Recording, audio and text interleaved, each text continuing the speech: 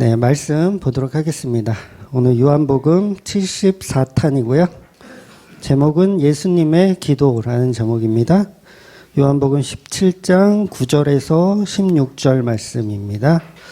요한복음 17장 9절에서 16절 말씀 같이 읽도록 하겠습니다.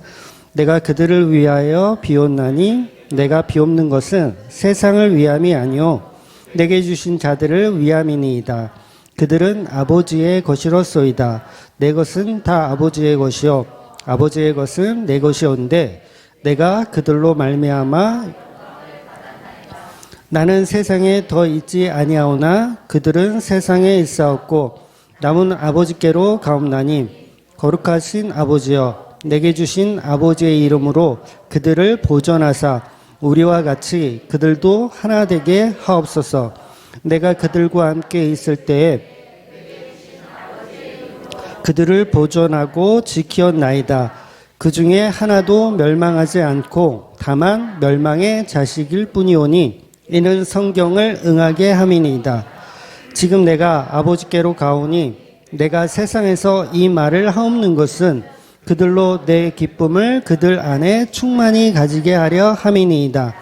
내가 아버지의 말씀을 그들에게 주었사오며 세상이 그들을 미워하사오니 이는 내가 세상에 속하지 아니함과 같이 그들도 세상에 속하지 아니함으로 인함이니이다. 내가 비옵는 것은 그들을 세상에서 데려가시기를 위함이 아니오 다만 악에 빠지지 않게 보존하시기를 위함이니이다.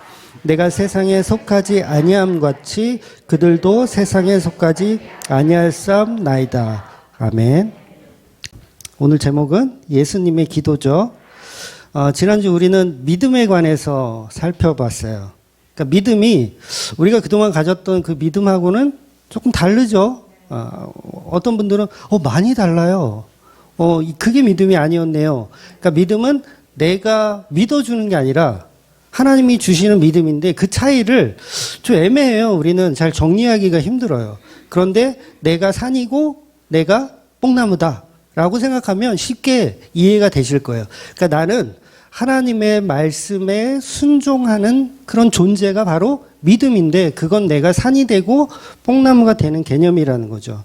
그래서 이 믿음이란 개념을 잘 모르면 오늘 본문에서 10절에서 말하는 내용도 도대체 무슨 얘기인지 알아듣지 못하게 돼요.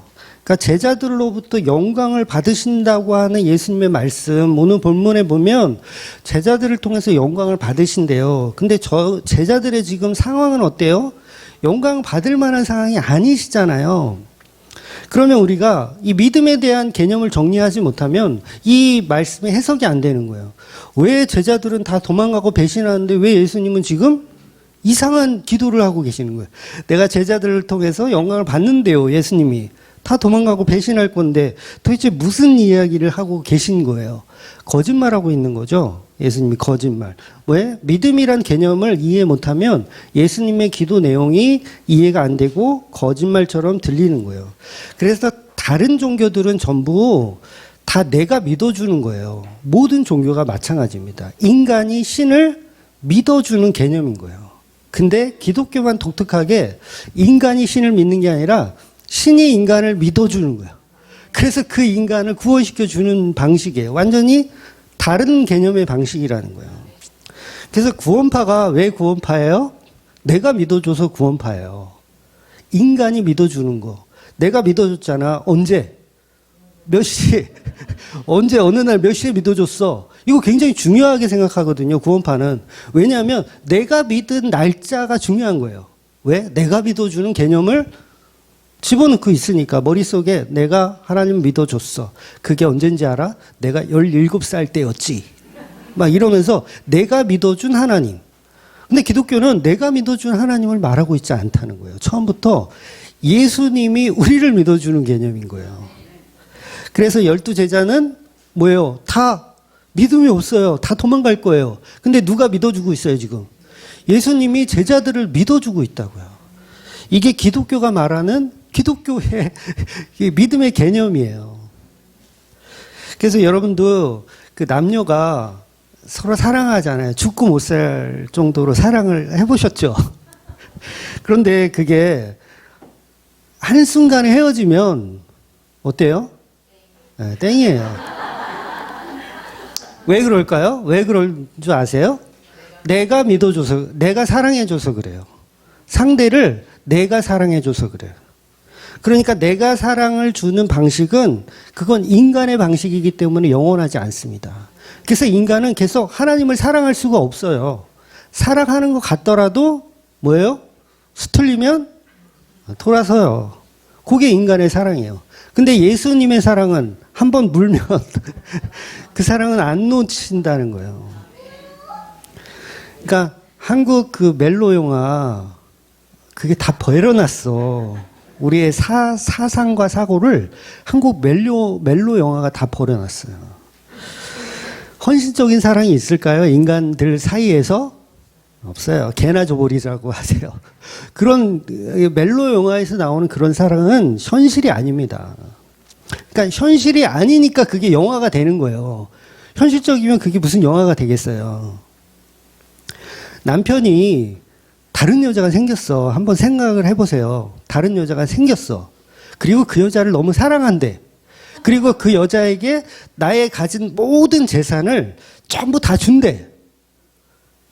나는 본초인데 나는 10원 한 장 안 주고 자식들도 안 주고 내가 지금 새로 사귄 그 여자한테 전 재산을 다 주겠대. 남자가 그렇다고 쳤을 때 이 여자가 정말 이 남편을 헌신적으로 사랑한다면 그래도 기쁘게 보내줘야 되겠죠. 정말 사랑한다면. 근데 기쁘게 보내줄 여자가 있을까요? 살인 청부 안 하면 다행이에요. 한 명도 없을 겁니다. 그 인간의 사랑은요, 불가능한 거예요. 이렇듯 남녀의 사랑은요, 주고받는 사랑이에요. 내가 사랑 이만큼 주면 너도 줘야 돼요. 안 주면 깨지는 거죠, 뭐. 깨지는 거야. 그러니까 헌신적 사랑은 하나님의 사랑이지 인간의 사랑은 아니라는 거예요. 아담이, 제가 자주 말씀드리지만 아담이 선악과 먹은 하와를 발견했어요. 선악과 먹은 하와를. 그럼 어떻게 해야 되죠? 야단을 쳐서 내쫓아 버려야 돼요.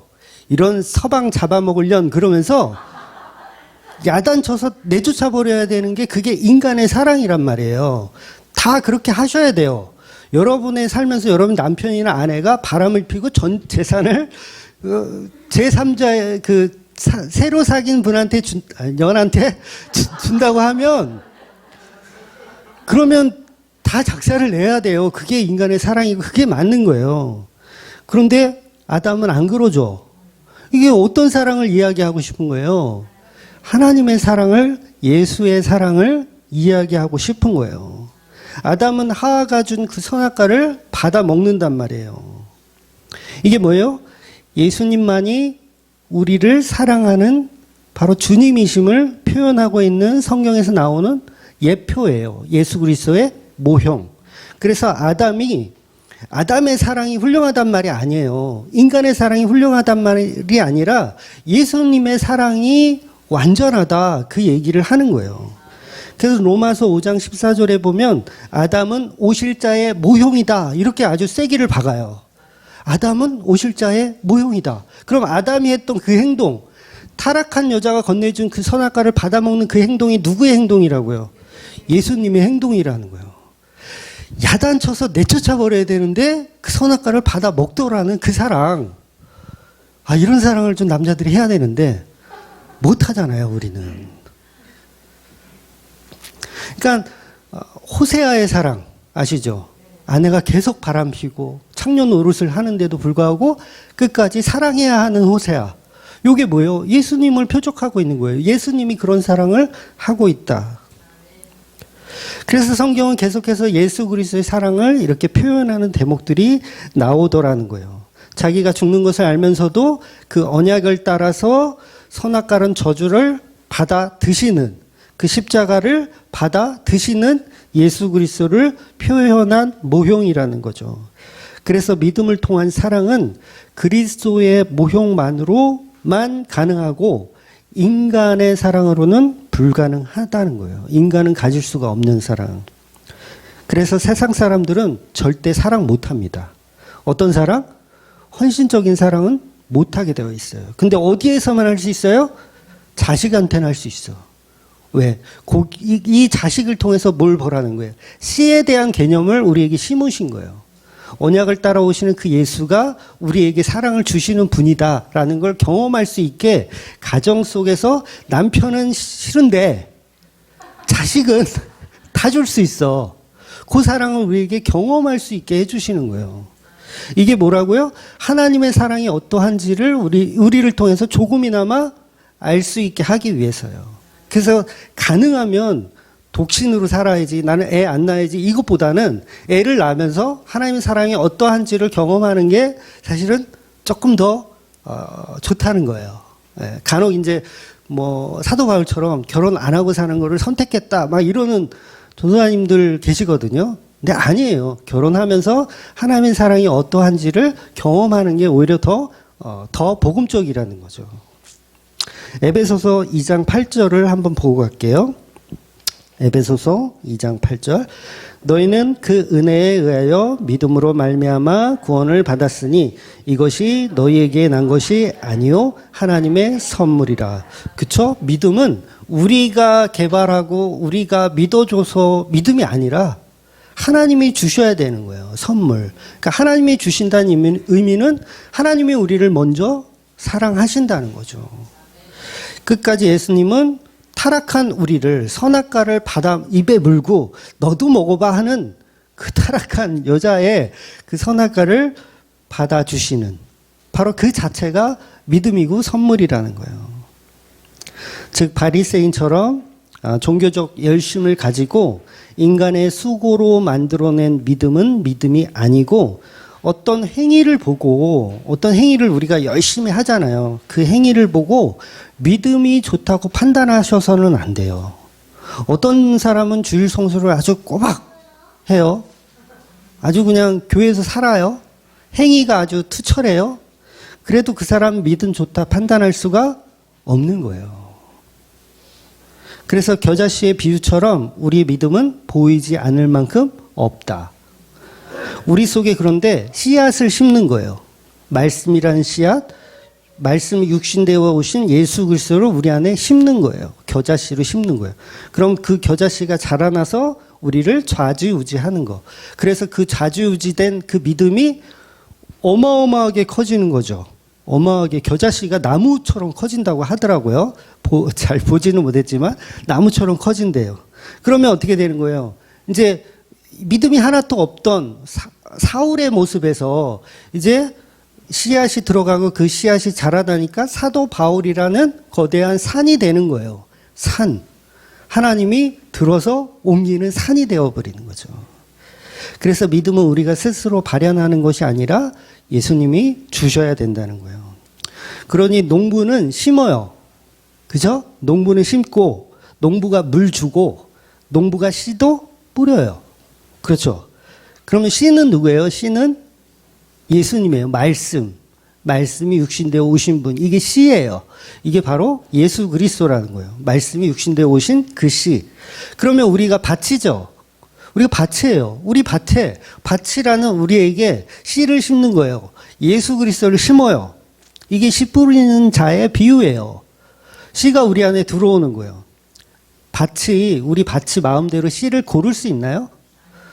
씨를 뿌려주기를 이렇게 기다리고 있는데, 나는 수박씨나 참외씨를 좀 갖고 싶은데, 호박씨를 넣어주네. 그럼 땅이 막 뱉어내. 그 씨앗을. 그럴 수 있어요? 그리고 땅이 스스로, 난 기름진 땅이 돼야지. 라고 생각해서 기름진 땅을 막 만들 수 있나요? 누가 해야 돼요? 농부가 해야 돼요. 농부가. 하나님이신 농부가 열심히 땅을 귀경하는 거예요. 그러니까 우리는 밭이니까 하나님이 거름 주시면 거름 받고, 비료 주시면 비료 받고, 씨 주시면 씨앗 받고 해요. 근데 씨앗이 길가에 떨어졌다라는 말씀 있죠. 성경 말씀에 길가에 떨어졌대요. 자갈밭에 떨어졌대요. 이거 누구 책임입니까? 잘 생각해 보세요. 누구 책임이에요? 농부 책임이에요. 아니 누가 길가에다 뿌리래? 누가 자갈밭에 뿌리래? 농부 책임이에요. 당연히 농부 책임이에요. 그래서 하나님이 원하는 자에게 씨를 뿌려주시는 개념인 거예요. 그러면 자갈밭은 뭐예요? 하나님이 선택한 백성이 아닌 거예요. 길가밭, 하나님이 선택한 백성이 아니라는 개념인 거예요. 그러니까 모든 믿음의 책임은 누구예요? 하나님인 거예요.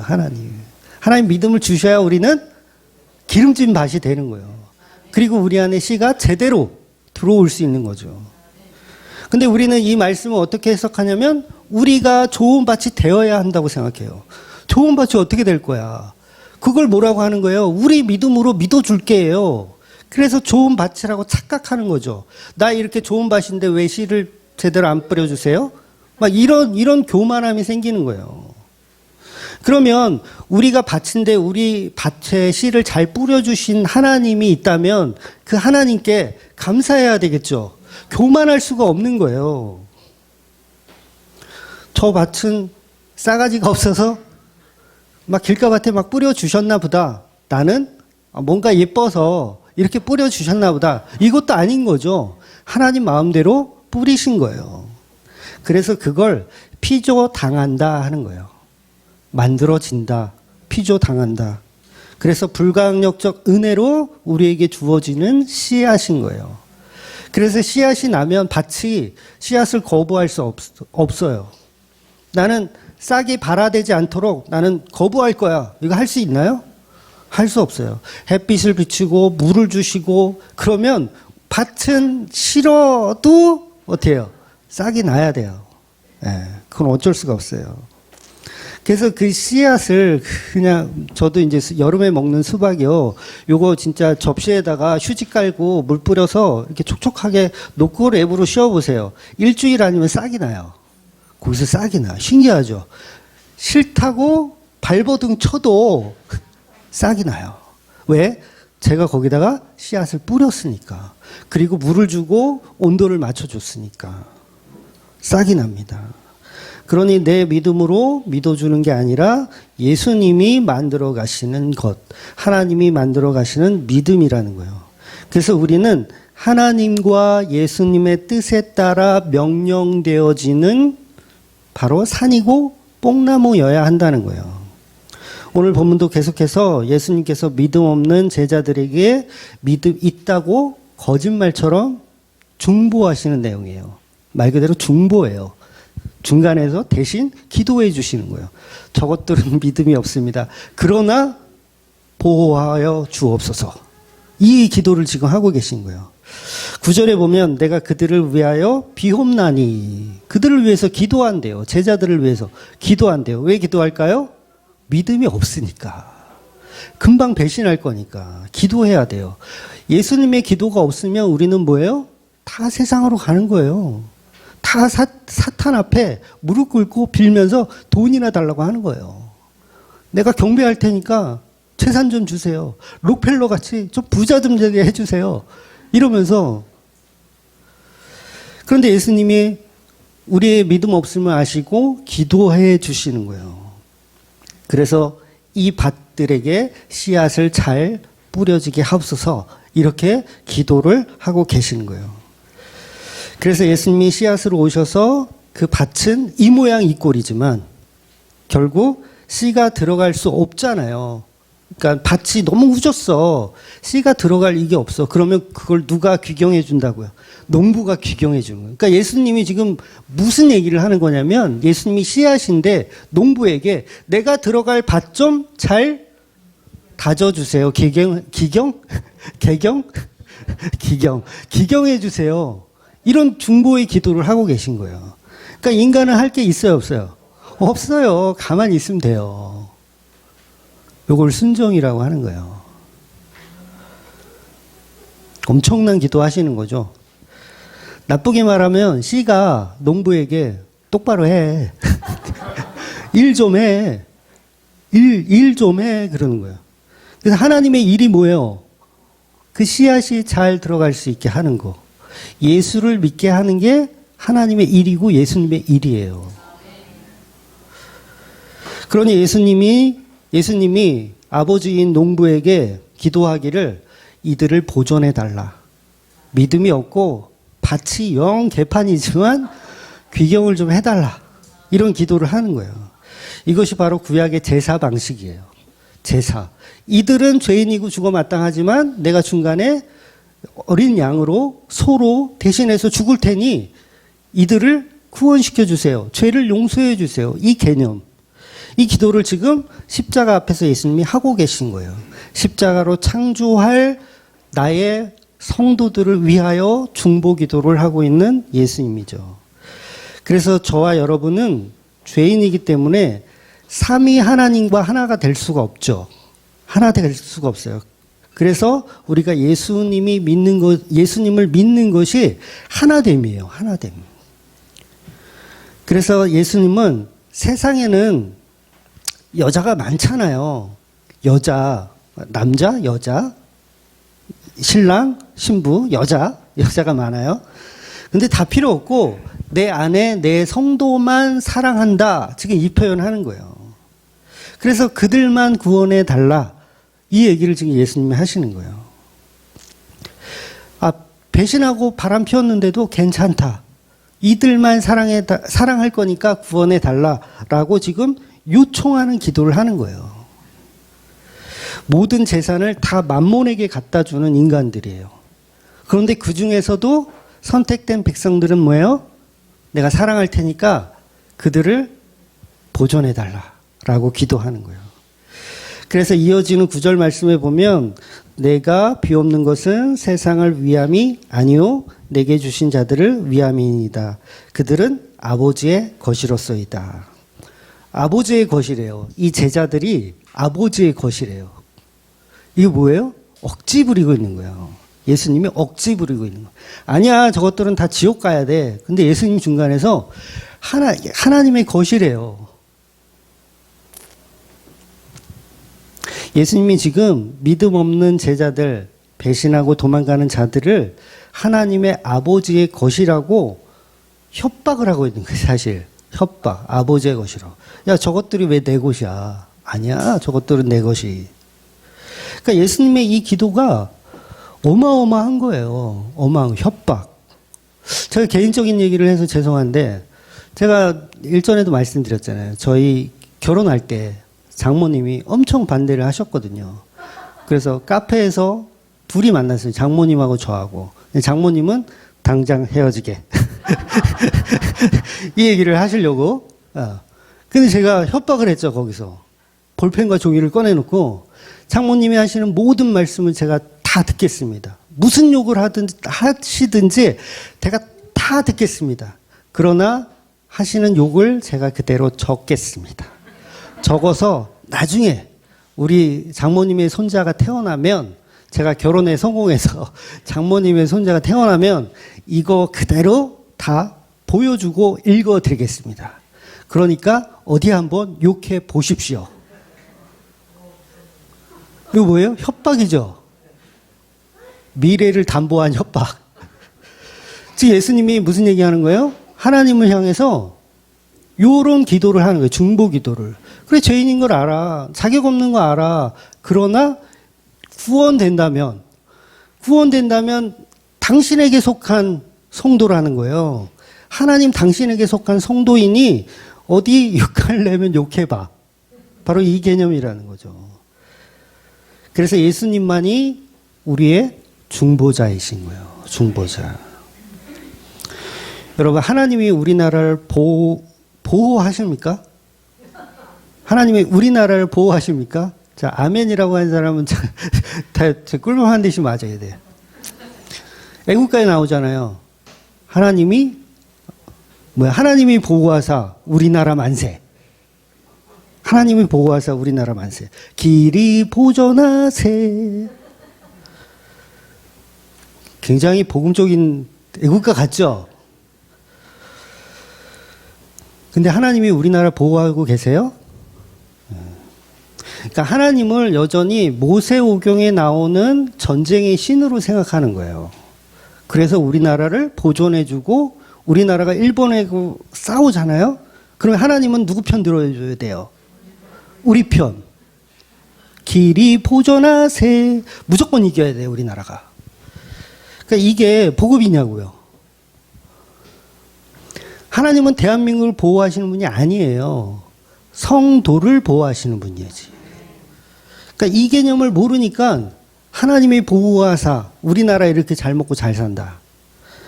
6.25 때 얼마나 못 살았어요. 60년대. 60년대 안 살아봐서 죄송해요. 70년대. 저도 풀뿌리 이거 뜯어먹던 기억이 나거든요. 왜 그런지 몰라. 근데 그게 달달해요. 잡초뿌리. 아시는가 몰라? 달달해요. 그럼 뭐야? 길이 보존했기 때문에 우리나라 이만큼 잘 먹고 잘 산다.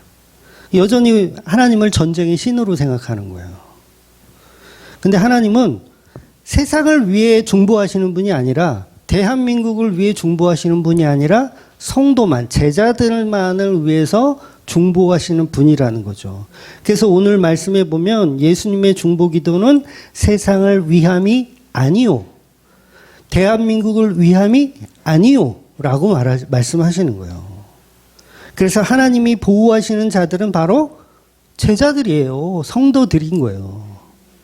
그것도 12제자가 아니에요. 11제자예요. 창세전부터 유기되었던 가룟유다, 그 가룟유다는 제외라고 예수님이 오늘 본문에서 말씀하세요. 그래서 성경에 응하게 하시려고 가룟유다는 제외되었다라고 표현하는 거예요. 이게 시편에 나오는 말씀이거든요. 가룟유다가 배신할 거라는 걸 미리 시편에 예언하고 있어요. 그래서 성도만 예수님의 몸으로 교회에 참여하는 거예요. 성도만 교회입니다. 성도가 아닌 사람이 교회에 오잖아요? 그러면 쭉정이에요. 그냥 쭉정이. 지난주 오후에 우리 재직회 하면서 제가 말씀드렸던 내용이 사도 바울이 골로새서 1장에 보면 나의 고난을, 사도 바울이 고난 많이 당하잖아요. 나의 고난을 그리스도의 몸된 교회를 위하여 내 육체를 채우노라. 이 말씀이 너무 저는 감동이더라고요. 내 육체를 그리스도의 몸된 교회에 채우노라. 저와 여러분이 이 세상을 사는 게 고난이고 힘들지만 그 고난을 감당하는 이유는 그리스도의 몸된 교회를 채우기 위한 거라는 거예요. 왜냐하면 예수님이 그 몸을 유지해 가실 거니까, 만들어 가실 거니까. 그래서 반드시요, 성도는요, 교회에 소속되어 있어야 돼요. 물론 이건 유형의 교회만 이야기하는 거 아니에요. 오해는 마세요. 주맘교회만 와야지 이게 소속이냐? 아니요. 안 오셔도 돼요. 가실 때 그래도 좀 카톡 하나는 주고 가세요. 이제 다른 교회 가기로 결정했다. 그럼 제가 이렇게 좀 마음이 편할 것 같아. 네. 그래서 두세 사람이 모인 곳이면 그곳은 교회가 맞아요. 그러니까 유형이든 무형이든 반드시 교회는 존재하고 그 존재 속에 우리의 육체를 채워야 되는 거예요. 그러니까 나 홀로 교회는 없어요. 네. 엊그제 신문 보니까 요새 그 코로나가 이제 끝나가잖아요. 이제 끝나가니까 끝나도 현장 예배에 참여하지 않겠다는 분들이 어마어마하게 많더라고요. 그러니까 통합 측에서 조사한 바에 의하면 무려 30%가 넘는데요. 그러니까 10명 중에 3명, 4명은 코로나가 완전히 끝나도 나는 계속 집에서 인터넷으로 예배 드리겠다가 10명 중에 3명이 그런 생각을 지금 하고 그렇게 할 계획이라는 거예요. 그런데 골로새서 1장의 말씀은 다르죠. 내 육체를 그리스도의 몸된 교회에 채우노라. 이게 교회예요. 이게 성도이고요. 교회는 하나님의 언약의 말씀, 즉 예수님의 피로 이루어진 곳이기 때문에 이곳은 굉장히 비밀스러운 곳이고 그 비밀을 나눌 수 있는 그 대상들, 그 지체들이 함께 어우러져야 그게 교회라는 거예요. 그래서 비밀이라고 사도 바울이 계속 얘기하는 거예요. 교회는 비밀이다. 이제는 그 비밀이 예수의 성도들에게 나타나는 거예요. 그 비밀이, 교회라는 비밀이 예수의 성도들에게 나타나는 거. 하나님은 그들에게 하여금 이 비밀의 영광이 우리 이방인 가운데에서도 계속 풍성하게 알려지게 되어지는 거예요. 그래서 이 비밀은 너희 안에 계신 그리스도니 곧 영광의 소망이니라고 사도 바울이 표현하는 거예요. 골로새서 1장 28절을 한번 읽어볼게요. 1장 28절 같이 읽을게요. 우리가 그를 전파하여 각 사람을 권하고 모든 지혜로 각 사람을 가르침은 각 사람을 그리스도 안에서 완전한 자로 세우려 함이니. 자, 그리스도를 배우고 가르친 곳 교회예요. 사도 바울은 한 교회에 소속되지 않고 그냥 막 돌아다니잖아요. 여기저기 가르치잖아요. 그러면 돼요. 그러니까 요즘으로 치면 뭐 유튜브에 설교만 올리면 돼. 그러니까 저도 마찬가지죠. 유튜브에 설교만 막 올리면 돼.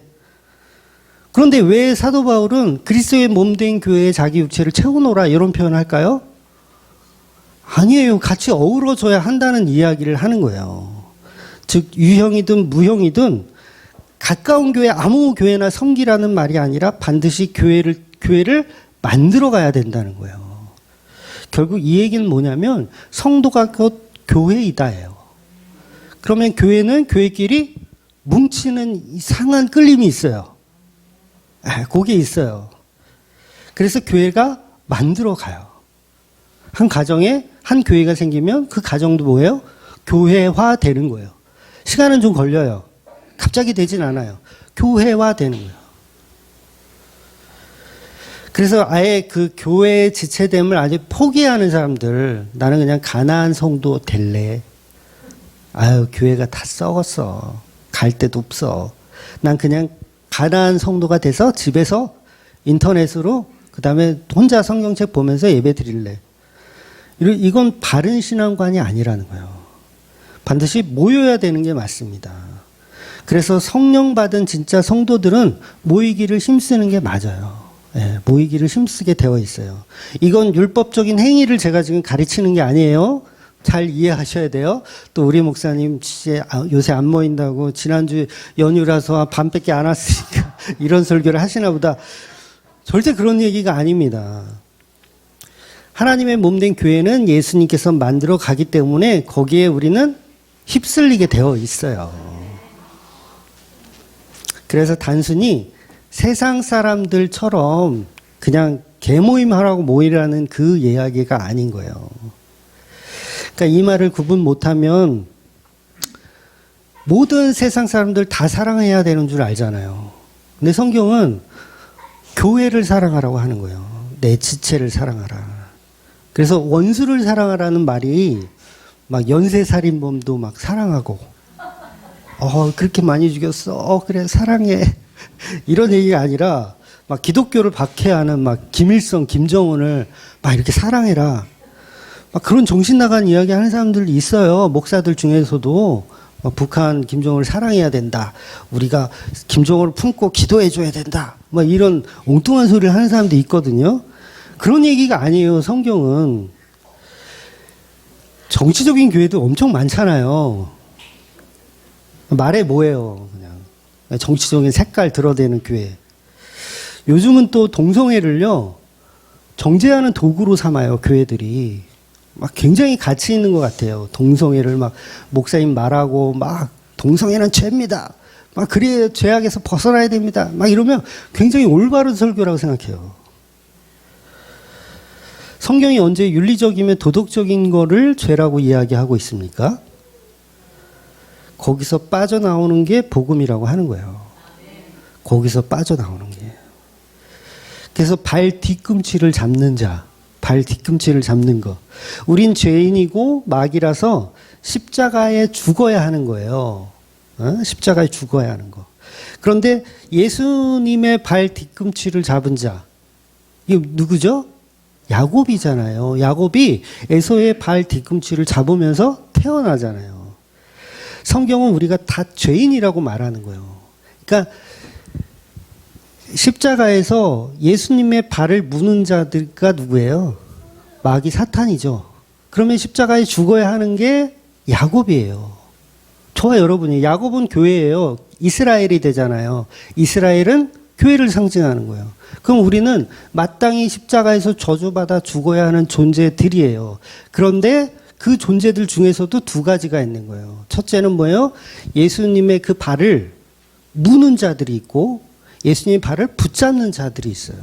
그러니까 교회 안에서도 두 부류가 있는 거예요. 예수님을 무는 자, 이들은 뭐예요? 쭉정이, 유기된 자, 가룟 유다. 그런데 예수님의 발을 붙잡는 자들이 있어요. 이게 바로 야곱이고 성도라고 하는 거예요. 그런데 이 복음을 모르고 우리가 다 죄인이잖아요. 우리가 십자가에서 다 예수님의 발길질에 대가리가 깨져야 하는 죄인이잖아요. 그러니까 뭐 물고 물어뜯고 잡고 요거는 뒷전이고 일단은 뭐예요? 우리가 십자가에서 머리가 깨지는 거예요. 깨져서 죽는 거예요. 그럼 우리가 다 죄인인데 너는 동성애자야. 죄악에서 벗어나십시오. 너는 살인자야. 죄악에서 벗어나십시오. 이러고 있으면 그게 복음이냐고요. 살인하란 말 아니에요? 동성애 해도 된단 말이 아니에요? 그런데 교회들이 그걸 복음이라고 전하고 있다라는 거예요. 그러니까 교회 내에서 두 부류가 있는 거죠. 다 죄인인데 이쪽은 동성애를 안 하는 살인자들, 이쪽은 동성애를 하는데 살인을 안 하는 자들. 맞게 설명했나요? 두 부류가 서로 죄인이잖아요. 근데 색깔이 다른 죄인들이야. 서로 앉아서 서로 비방해. 야, 이런 살인자들, 너네들이 하나님의 진노를 피하겠느냐, 이 지옥 갈 놈들아. 그러면서 동성애자들이 막 이렇게 욕을 하고. 또 이쪽 편에서는 동성애자들이 저런 소돔과 고모라, 살인자들이 동성애자들한테 저런 소돔과 고모라 같은 것들, 저것들은 유황불로 다 죽어야 돼. 서로 막 정죄하고 있어. 그러니까 우리가 다 죄인인데, 다 예수님 앞에 머리가 밟혀 죽어야 하는 죄인들인데 서로의 죄를 헐뜯기에 바쁘다는 거예요. 그러니까 거기서 끝나면 안 돼요. 헐뜯는 거 좋아요. 죄를 지적하는 거 좋습니다. 그러나 그게 복음이 아니라, 그러니까 우리는 십자가에서 다 이루신 그 예수님을 믿어야 됩니다 라고 하면 동성애자와 살인자가 서로 부둥켜 안고 울어야 되겠죠. 내 죄가 더 커. 아니야, 무슨 죄야, 내 죄가 더 크지. 이러면서 우리는 예수님의 은혜만 붙잡습니다. 이렇게 나와야 되는 게 교회인데 결론이 없어. 다 율법주의야. 그러니까 이제는 그 막 선동적인 어떤 그런 동영상 같은 거 유튜브에 얼마나 많아요. 우리 목사님들도, 교회 목사님들도 막 그런 거 보내요. 막 정치적으로 두 부류야. 빨간색이 있고 파란색이 있어. 서로 막 정치적인 거 막 보내고, 막 차별금지법 어떻게 해서든지 막아야 된다 그러면서 막 그런 영상 보내고, 동의서 써달라고 막 난리 부르스를 치고. 목사님들이 복음 전해야 할 시간에 엉뚱한 곳에 지금 에너지를 쏟고 있는 거예요. 차라리 그 시간에 십자가 복음 설교를 한마디를 더 하는 게 낫죠. 진짜 정 안 되면 길거리에 나가서 노방 전도를 하든가. 근데 그 이상한 동영상 같은 거 퍼날르면서 사상교육을 하고 있으니, 교회는요, 세상 돌아가는 거 참견하는 게 아닙니다. 참견할 필요 없어요. 하나님이 보호하사 우리나라 만세를 만드는 곳이 아니라는 거예요. 정치적인 색깔 드러낼 필요 없어요. 빨간색이든 파란색이든 드러내는 곳이 있다면 그건 교회가 아니에요. 교회 아닙니다. 그건 그냥 교회를 위장한 정치꾼들이에요. 예수님 말씀하시는 하나님의 나라는 어디라고 했습니까? 이 땅이 아니라고 했어요. 그런데 왜 우리는 대한민국이란 땅덩어리를 하나님이 보호하사 길이길이 보존하세요 이렇게 노래를 부르냐고요. 전부 비복음이에요. 애국가가 나쁘다는 얘기 아니에요. 또 나 이거 잡혀가는 거 아니야? 애국가를 이렇게 건드리는 목사가 다 있네. 나 체포당하는 거 아니야? 야, 이거 박정희 때는 상상도 못할 일인데. 네. 그래서 오늘 본문도 분명하게 예수께서 세상 사람들을 위해서 십자가를 지는 것이 아니고 오직 교회, 내 성도들을 위해서만 십자가를 지신다고 말씀하시는 거예요. 그래서 삼위 하나님은 동일하게 예수 믿는 성도만 구원하고 사랑하신다는 거예요. 즉 살인범도 예수를 믿는다면 성도로 사랑해 주시는 것이고요. 그럴 일은 없겠지만 김정은이 예수 믿고 회개한다면 그러면 그 김정은도 사랑해 준다는 이야기를 하는 거예요. 성경은 성도가 아닌 세상의 악마들을 다 품고 사랑하라는 얘기 아닙니다. 즉 믿음은 세상 사람들을 다 품고 사랑한다고 해서 사랑이 아니에요.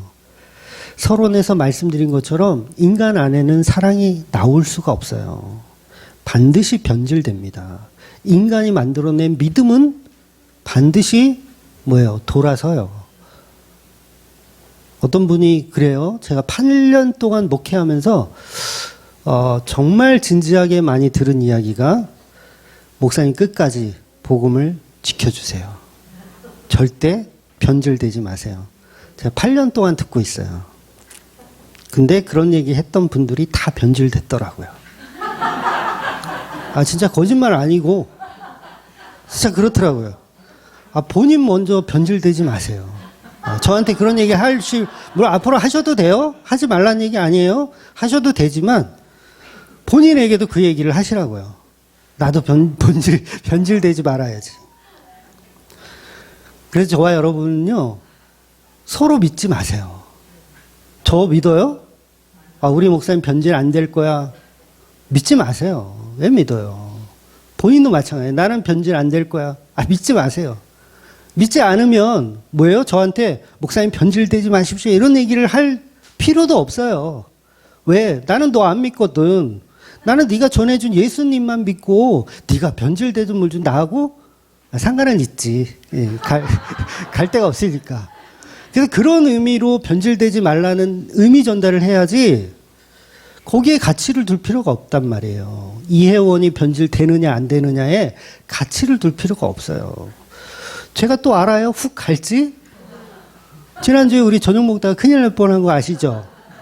제가 원고에 썼다가 이게 지웠는데 오늘 길어질까봐 저녁을 초밥을 우리 손 집사님이 거하게 쓰셔가지고 저녁을 초밥을 먹었어요. 한 10몇 명 있었죠? 먹는데 이게 먹다 보니까 이게 한 번에 이게 목에 걸렸어요. 목에 걸렸는데 이게 증상이 바로 이렇게 나오지가 않아요. 뭔가 이상해, 느낌이. 뭔가 좀 안 내려가고 걸린 것 같아. 그래서 일어나서 정수기 쪽으로 가서 물을 마시려고 이렇게 하는데 계속 안 내려가. 그래서 물을 따라가지고 이렇게 먹는데 갑자기 꽉 막힌 거예요. 꽉 막혔는데 순간 숨이 안 쉬어져. 얼마나 놀랐는 줄 아세요? 여러분들 놀랐죠? 저는 더 놀랐어요. 와, 숨이 안 쉬어지는구나. 이게 기도가 막혔다는 요양 보고사 공부하신 분들은 다 아실 거예요. 이렇게 그런 경우가 있대요. 발생할 수 있대요. 그냥 간다고 하더라고요. 와, 죽었구나. 요게 바로 그거구나. 생각이 딱 들었어요. 그래서 그래도 아직은 젊었나 봐. 그래서 이게 토를 해야 되겠다는 생각을 했어요. 그래서 구석탱이 가서 토를 했죠. 토를 하다 보니까 기침이 나왔고, 기침이 나오다 보니까 이제 이게 빠져나왔어요. 빠져나와서 이제 뒤늦게 이제 보셔가지고, 사람들이 보셔가지고 와가지고 이제 등을 쳐주는데, 우리 이선희 집사님 주먹으로 막 패더만요. 주먹으로 막 패더만요. 강도사님하고 이선희 집사님하고 그 다음에 예주하고 셋이서 다행히 살았습니다. 뒤늦게 우리 집사님 뒤에 와가지고 막 이렇게 뭐라 그래요? 하임 그런 게 있어요. 이렇게 해주는 거. 뒤늦게 하더라고. 근데 밑을 해야 되는데 가슴을 해가지고 갈비뼈 나가는 줄 알았어. 그러니까 훅 갈 수 있잖아요. 언제든지. 그래서 제가 인터넷에 이렇게 찾아보니까 일본에는 초밥이 되게 유명하잖아요. 일본은. 근데 초밥 빨리 먹기 대회가 없대요. 왜 그런가 했더니 초밥을 먹다가 실제로 그렇게 해서 사망하신 분이 있다고 하더라고요. 그래서 초밥 빨리 먹기는 안 한대요. 일본에서도. 그러니까 뭐예요? 훅 갈 수 있는 거예요. 언제든지. 그러니까 저를 믿어서 된다, 안 된다? 안 된다는 거예요. 그래서 저와 여러분은 인간을 믿는 게 아니라 예수님을 믿어야 된다는 거예요. 그러니까 목사님 변질되지 마세요에 그렇게 큰 가치를 둘 필요는 없고 본인이나 잘 챙기시라는 거죠. 여러분, 우리가 보이지 않는 예수님을 어떻게 믿어요? 그런데 보이지 않는 예수를 믿는다는 건 그건 우리 믿음이 아닙니다. 하나님이 주시는 믿음이어야지 그게 믿어지는 거예요. 그래서 순종이 제사보다 낫다. 순종이 제사보다 낫다. 이 순종이 뭐예요? 지난주에 말씀드린 것처럼 내가 산이 되고 내가 뽕나무가 되는 거가 순종이에요. 이게 바로 믿음이라고 하는 거죠. 진실로 너희에게 이르노니 만일 너희에게 믿음이 겨자씨 한 알만큼만 있어도 이 산을 명하여 여기서 저기로 옮겨지라 하면 옮겨질 것이요 또 너희가 못할 것이 없으리라. 예수님이 하시면 못할 것이 없죠. 예수님이 우리 안에 들어오셔서 명령하세요. 우리 안에 들어오셔서 나를 명령하세요. 산이 돼, 너는 이 산을 저 산으로 가라. 명령하세요. 그러면 이게 바로 우리가 순종해야 할 거죠. 순종하면 뽕나무가 이리저리 옮겨 다니는 거예요. 그러면 이 순종하는 자들은 교만이 나올까요? 교만이 나올 수가 없어요. 그래서 기독교가 말하는 순종은요, 요 개념 잘 이해하셔야 되는데 종교에서 말하는 단순한 복종하고 다릅니다. 복종이란 단어도 물론 순종이 포함되어 있지만 그 단어적 의미는 버리시고 순종과 복종이 다르다는 개념으로 설명을 드릴게요. 복종은 뭐죠? 하기 싫은데 억지로 하는 거. 이런 개념으로 이해하시자고요. 억지로 하는 게 복종이에요. 월급을 받아야 되니까 일해. 하기 싫어 죽겠는데. 아씨, 월급을 받아야 되니까 설교 준비하기 싫은데 억지로 해야 돼. 복종해야지. 1000번째 예물 하기 싫은데 목사님이 하래. 성전 건축 하기도 싫은데 성전 건축하래. 돈 내래. 11조 하기 싫어 죽겠는데 11조 하래. 그래도 억지로라도 해야죠. 복종이에요. 근데 진짜 순종은 뭐냐면 복음에서 말하는 진짜 순종은 주인을 사랑하는 종이 그 주인의 절대적 주권을 인정하여서 출애굽기의 말씀처럼 내 길을 뚫어버리는 거예요. 내 길을 뚫어서 나는 신현이 됐지만 자유함을 가질 수 있지만 나는 주인을 너무 사랑해서 내 길을 뚫어서 나는 영원한 주님의 종이 되고 싶습니다.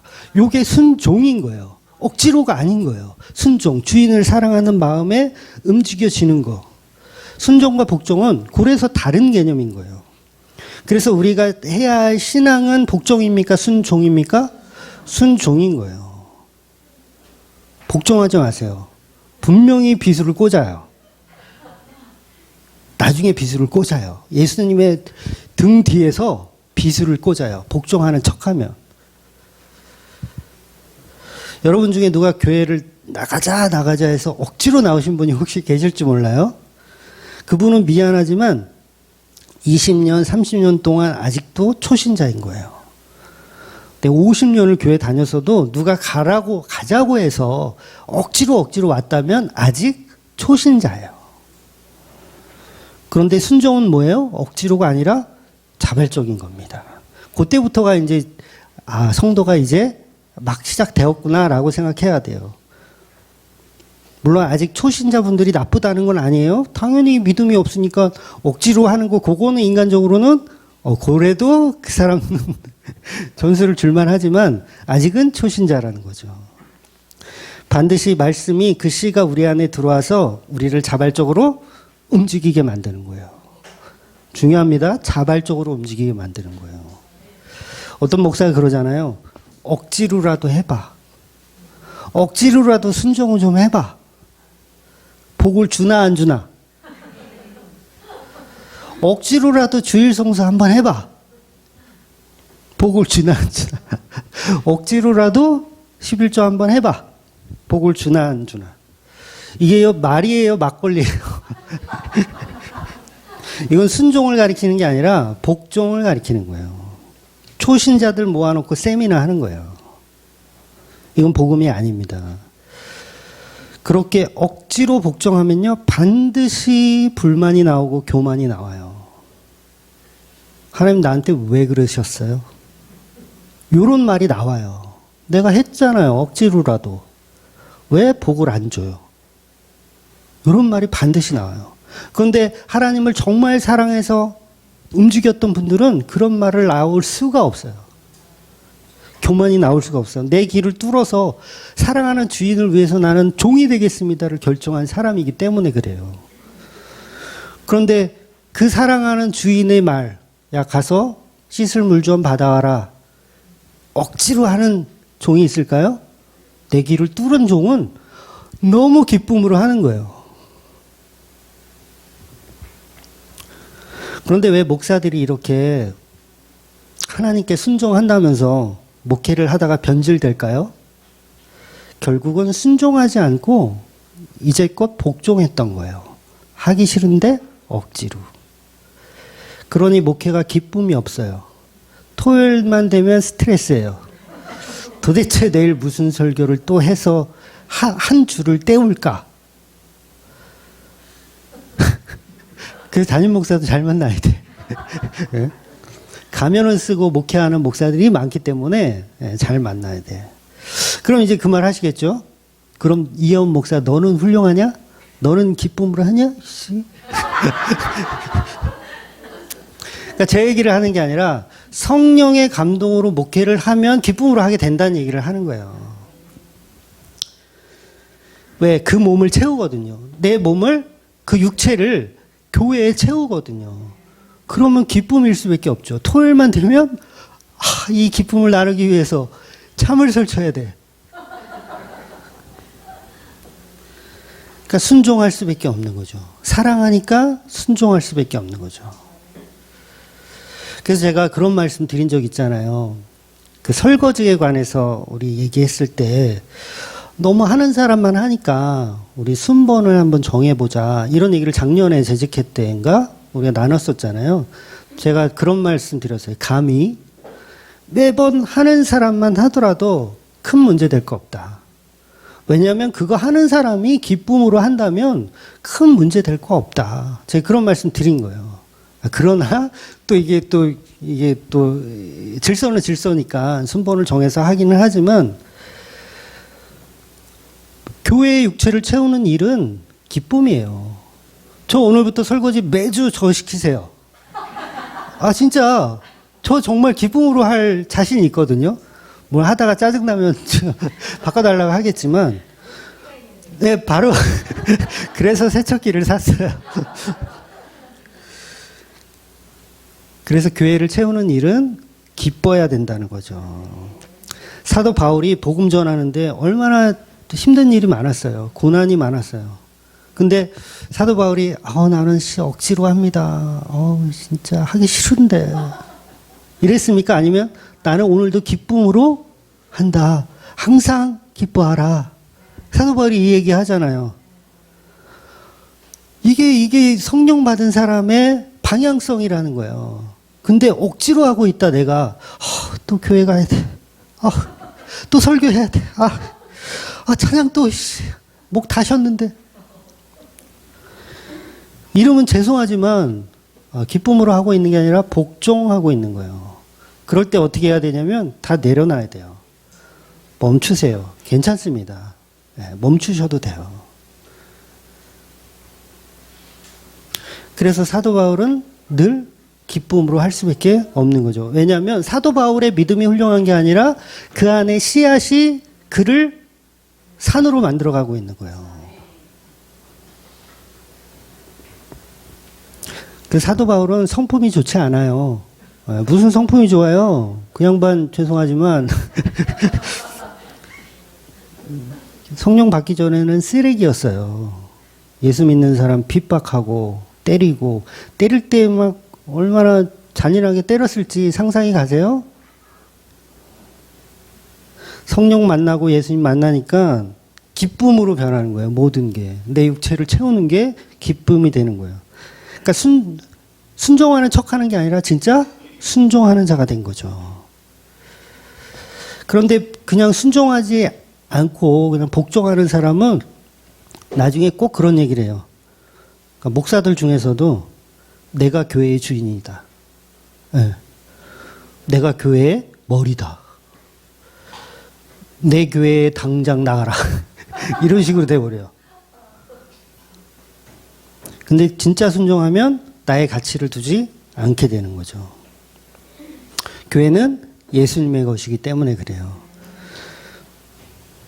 그래서 그 육체를 채우는 게 기쁨이 된다는 거죠. 예수를 사랑해서 내 길을 뚫어 내 육체를 교회 가운데 채우노라. 그러면 절대 교만이 나올 수가 없습니다. 모든 것은 주님이 하셨습니다. 그런데 저와 여러분이 말씀은 없고 성령이 없으니까 억지로 복종하는 척하면서 교회에서 신앙생활 하니까 교만이 자꾸 나오는 거예요. 그러니까 우리가 보고 있는 이 17장의 예수님의 기도를 제사장적 기도라고 말씀드리는 이유가 우리는 계속 교회 아닌 모습이기 때문에 그래요. 아직 제자들은 그렇잖아요. 기쁨으로 할 수 있는 지금 성령을 못 받았어요, 아직. 그러니까 아직은 뭐예요? 복종하고 있는 거예요. 억지로. 뭐 때문에? 한 자리 차지하기 위해서 억지로 복종하고 있는 가짜들이에요. 그래서 예수님이 제사장적 기도를 할 수밖에 없죠. 요 인간들을 하나님 구원해 주세요. 내가 십자가로 통째로 내가 이 제자들을 구원하겠습니다. 그러니 구원은 어떠한 인간의 행위나 요행으로 얻을 수 있는 가벼운 것이 결코 아니라는 거예요. 오직 예수님의 십자가, 예수님의 죽음의 그 핏값으로만 치러지는 구원이라는 거예요. 그러므로 어떠한 복종의 행위로 구원을 얻는 것은 불가능합니다. 그러니 인간에게 구원의 조건은 아무것도 없음을 인정해야 돼요. 우리가 할 수 있는 거 아무것도 없다. 결국 아무것도 없다가 뭐예요? 죽는 거예요. 죽는 거. 죽은 자. 그래서 바로 믿음의 시작이 죽은 자가 되는 거예요. 그러니까 저와 여러분이 이미 십자가의 죽은 자예요. 그 죽은 자가 어찌 구원을 노력할 수 있어요? 그래서 예수님이 저와 여러분의 삶을 인도하지 않으면 우리는 늘 악마와 타협하며 악마가 되어가는 거예요. 신부 하와는 남편 아담과 떨어지는 순간 죄를 범하게 되는 거잖아요. 떨어지는 순간. 그럼에도 아까 말씀드린 대로 그 아내를 위해 십자가를 지는 것이죠. 그래서 타락한 여자가 건네준 선악과를 타락하지 않은 남자가 받아먹는 거예요. 예수님은 제자들이 자신들을 배신하는 타락한 하와들이잖아요. 그런데 그 타락한 하와들, 제자들이 타락한 하와들이 나에게 뭘 줬어요? 예수님에게 십자가를 줬죠. 너 십자가 줘. 이거 준 거예요. 그거를 받아 드시는 거예요, 예수님이. 그걸 받아 드시는 예수님께서 오늘 본문에 말씀하시기를 선악과를 내게 준 저 제자들을 보존해 달라고 하는 거예요. 하와가 선악과를 줬잖아요. 아담이 그걸 먹고 하와를 살려달라고 하는 거예요. 그래서 모세오경에서도 똑같은 얘기 나오잖아요. 이스라엘 백성이 황금 송아지를 만들었어요. 하나님이 다 죽여버릴 거예요. 그런데 중간에 모세가 살려주세요. 차라리 저를 생명책에서 지워주세요. 나를 죽이세요. 이게 뭐예요? 중보하고 있죠. 이게 그리스도의 모형인 거예요. 바로 십자가라는 내러티브를 담고 있는 말씀. 이것이 오늘 본문이 말하고 있는 대제사장적 기도라고 하는 거예요. 성경 전체를 통해서 이 이야기를 나누는 게 교회의 할 일인 거예요. 언약을 따라오신 그 예수님의 피에 관한 이야기를 계속 나누는 거예요. 지겹게 나누는 거예요. 또 그 얘기야. 얼마나 좋아해. 또 그 얘기한다. 그래서 본문에 예수님께서는 배신할 제자들을 여전히 사랑하고 계시고 그 사랑을 십자가라는 고난으로 완성하실 마음의 준비를 하고 계신 겁니다. 오늘 본문 한번 읽어볼게요. 12절입니다. 12절 한번 읽어볼게요. 내가 그들과 함께 있을 때에 내게 주신 아버지의 이름으로 그들을 보존하고 지켜 싸움나이다. 그 중에 하나도 멸망하지 않고 다만 멸망의 자식뿐이오니 이는 성경을 응하게 하려 함이니이다. 예수님은 자신을 배신하고 버리고 도망가는 제자들을 여전히 사랑하고 계십니다. 제자들에 비하면 저와 여러분은 정말 편하게 예수 믿는 거예요. 예. 이제 야곱의 이야기를 좀 마무리를 할게요. 아까도 말씀드렸지만 창세기에 보면 야곱이 나와요. 태어날 때부터 형 에서의 발목을 잡고 태어난 욕심 많은 사람. 여러분, 발꿈치를 들었다는 것하고 또 발꿈치를 상하게 했다는 거하고 발꿈치를 잡았다는 거하고 요 세 가지가 의미가 다 달라요. 잘 구분해서 이해하셔야 돼요. 발꿈치는 누가 드는 거예요? 누가 들어요? 배반자? 정확하게는 틀렸어요. 잘 들어보세요. 그래서 잘 들어보라고 하는 거예요. 제가 그 말 나올 줄 알았어요. 발꿈치는 누가 들어야 되냐면 예수님이 드는 거예요. 왜냐하면 십자가에서 예수님이 발꿈치를 들어서 사단의 머리를 부셔야 하기 때문에 발꿈치를 드는 자는 바로 예수님이어야 해요. 그런데 그 마귀가 예수님의 발꿈치를 물잖아요.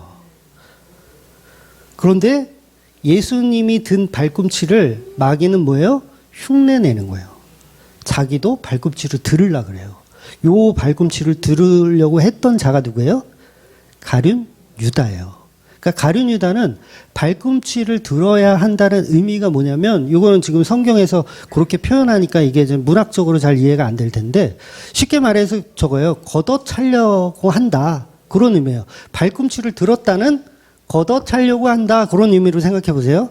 걷어차려고 한다. 그러면 걷어차려고 하는 분은 예수님이에요. 누구를 걷어차? 마귀를 걷어차려는 분이 예수님이에요. 그러니까 원시복음에서 예수님이 마귀를 걷어차기 위한 분으로 오실 거예요. 그런데 그거를 흉내내는 자가 있어요. 요게 마귀예요. 자기가 걷어차려고 그래. 누구를? 예수님을 걷어차려고 하는 거예요. 성도들을 걷어차려고 하는 거예요.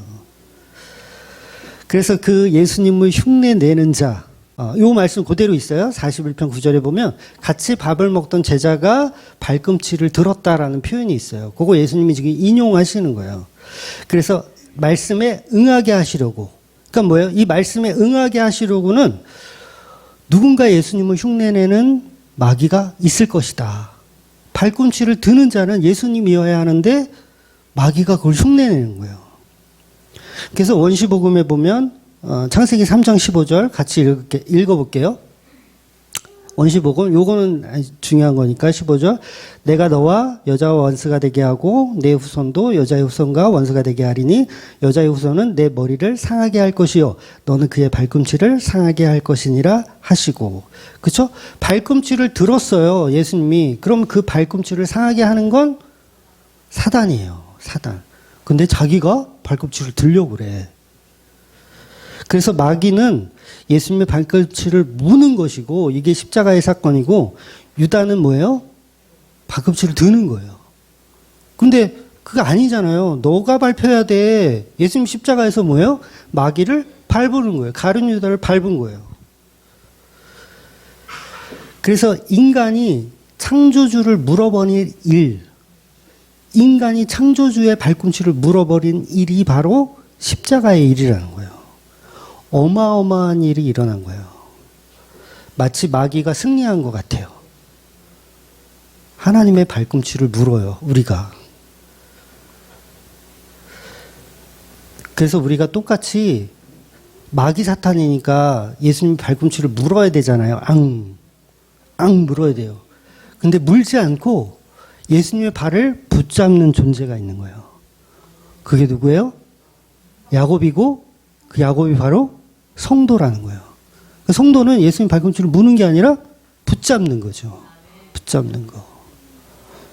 그래서 선택된 거예요. 그러니까 12제자 중에 11제자는 예수님의 발꿈치를 붙들었고 가룟 유다는 뭐예요? 예수님을 물은 거예요.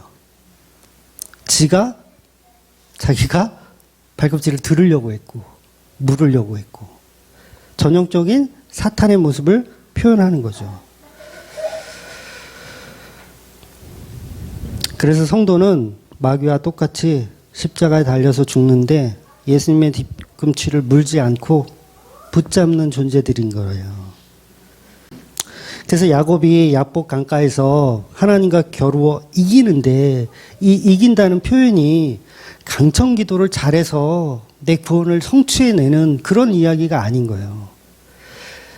야곱은 십자가를 보았다예요. 십자가를 보았다. 그러니까 야곱이라는 이름이 뭐예요? 속이는 자잖아요. 속이는 자. 예수님의 발 뒤꿈치를 붙잡는 자, 속이는 자. 그러니까 우리는 속이는 자에서 예수님의 뒤꿈치를 잡는 자로 태어나는 거예요. 이게 성도의 모형인 거예요. 그러니까 야곱의 삶을 보면 배고픈 형을 속여서 장자권 뺏어 먹고 서슴없이 아버지를 속이고 축복 기도를 다 받아내고 이게 마귀 새끼 모습 아니에요. 속이는 자의 모습. 마땅히 죽어야 되죠. 십자가에 죽어야 되는 놈들. 삼촌네 집으로 도망가요. 거기서도 뭐예요? 삼촌을 속여서 재산을 모아요. 양가소 이게 품삯 정하는 거 있어서 점 있는 거 이런 과정이 있잖아요. 근데 야곱은 그걸 알고 있었어요. 어떻게 해야 양질의 이 새끼들을 낳게 하는지, 어떻게 해야 삐쩍 꿇은 애들이 나오는지를 알고 있었어요. 물론 하나님의 개입이 있었어요. 거기에는. 그런데 그 전체적인 틀만 보자면 여전히 야곱은 속이는 자예요. 속이는 자. 야곱 인생 자체가 이율배반적인 속이는 자. 그래서 십자가에 반드시 죽어야 하는 존재이고 반드시 예수님을 물어야 하는 존재인데 물지 않는 거예요. 왜냐하면 선택받은 백성이기 때문에 그래요. 그래서 야곱이 약복 강가에서 기도하잖아요. 환도뼈가 부러져요. 그러면 이제 어떻게 될까요? 에서를 만나러 가는데 에서가 400명을 거느렸다고 했나요? 하여튼 많이 거느리고 와요. 뭘 정확하게 왜 그렇게 많이 거느리고 오는지는 모르겠어. 나의 이 재산을 이렇게 하는 거일 수도 있고, 근데 제가 볼 때는 이렇게 야마도라서 이게 오는 거지 결국 환영 축하를 하는 것 같지는 않아요. 그래서 이 야곱은 완전히 쫄아가지고 재산을 두 무리로 나눠요. 형이 이쪽을 치면 이쪽이라도 도망가야지라는 생각으로. 그러니까 누가 봐도 이거는 십자가에 저주받아 죽어야 할 성도의 모습인 거예요. 피할 방법이 없어요. 근데 야복강가에서 기도하면서 천사가 씨름하죠. 근데 여기서 말하는 천사는 예수님이라고 생각하셔도 돼요. 그 예수님이 야곱의 환도뼈를 부러뜨리는 거예요. 그래서 이제 죽은 자가 되는 거예요. 말 그대로 죽은 자가 되는 거예요. 그래서 에서 형 앞에 딱 갔어요. 그러니까 에서가 봤을 때, 야, 이 배신 때리고 속이고 도망간 놈 애 잡히기만 잡혀내 반쯤 죽여버릴란까. 그러고 있었는데 이미 죽어 있네. 이미 다리를 쫄뚝거리면서 사람 구실을 못 하고 있네. 그러니까는 이게 얼마 안 된 상황이니까 얼마나 상태가 안 좋겠어요. 야, 이거 때릴 데가 없네, 이거. 이게 뭐예요? 십자가에 죽었어요. 그래서 야곱은 뭘 붙들어요? 에서의 발꿈치를 붙드는 거예요. 무는 게 아니라 붙드는 거예요. 그래서 에서가 용서해 주죠. 자, 에서가 예수님이란 얘기가 아니지만 그 테마에서는 에서가 예수님 역할을 하고 있는 거예요. 우리 성도는 모든 걸 다 내어놓고 예수 그리스도의 발을 붙잡는 존재라는 거죠. 이처럼 야곱처럼 욕심 많고 죄 많은 우리가 예수님의 십자가 은혜로 살아나는 겁니다. 그래서 우리는 종교적 열심을 구할 수도 없고 거짓과 속임수로 늘 부자가 되려고 노력하지만 성도는 뭘 해도 안 돼요. 안 됩니다. 뭘 해도 안 돼요. 왜냐하면 예수님의 계획이 있기 때문에 그래요. 그래서 예수님만이 우리의 중보자이시며 예수님만이 우리에게 믿음을 주시는 분이라고 믿고 살아가시는 저와 여러분이 되시기를 주의 이름으로 축원드리겠습니다. 아멘. 기도하겠습니다.